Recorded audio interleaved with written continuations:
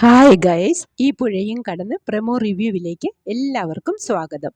ഗംഗയുടെ കല്യാണത്തിൻ്റെ photo save the date എന്ന് പറഞ്ഞ് മരത്തിൽ ഒട്ടിക്കുന്നതോടൊപ്പം തന്നെ അരവിന്ദൻ്റെ മരിച്ച കട്ടൗട്ടും പുറത്ത് ആളുകൾ ഒട്ടിക്കുന്നുണ്ട്. ഗംഗ ആഭരണങ്ങളും ഡ്രസ്സും ഒക്കെ വലിച്ചെറിഞ്ഞ് ഞാനാ അച്ഛനെ കൊന്നത്, എൻ്റെ കാരണമല്ലേ ഇതൊക്കെ സംഭവിച്ചത്, എനിക്ക് വേണ്ടിയല്ലേ അച്ഛൻ ഇതൊക്കെ വാങ്ങിയത് എന്ന് പറഞ്ഞ് കാവേരിയെ കെട്ടിപ്പിടിച്ച് കരയുന്നുണ്ട് ഗംഗ.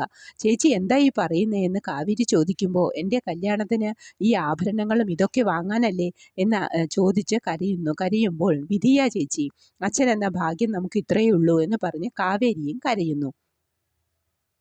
ഇത്രയൊക്കെ ആയിട്ടും നമ്മുടെ സുജാതയ്ക്ക് മതിയായിട്ടില്ല. അവർ വിനീതിനെ ചീത്ത പറഞ്ഞും ശപിച്ചും കൊണ്ടേയിരിക്കുന്നുണ്ട്. വിവരമറിഞ്ഞ് ജയപാലനും കൂട്ടരും ഓടിയെത്തുന്നു. എന്നിട്ട് അരവിന്ദൻ്റെ മൃതദേഹം കെട്ടിപ്പിടിച്ച്, എഴുന്നേൽക്കടാ, ഇത് ഞാൻ എങ്ങനെ സഹിക്കും, എൻ്റെ പാതി പോയി എന്ന് പറഞ്ഞ് അലറിക്കരയുന്നുണ്ട്.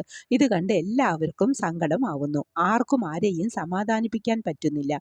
വല്ലാത്തൊരു അന്തരീക്ഷം. ഇതൊക്കെയാണ് പ്രമോവായി കാണിച്ചത്. പ്രമോ ഇഷ്ടമായെങ്കിൽ ലൈക്ക് ചെയ്യാനും ഷെയർ ചെയ്യാനും സപ്പോർട്ട് ചെയ്യാനും സബ്സ്ക്രൈബ് ചെയ്യാനും മറക്കരുത്.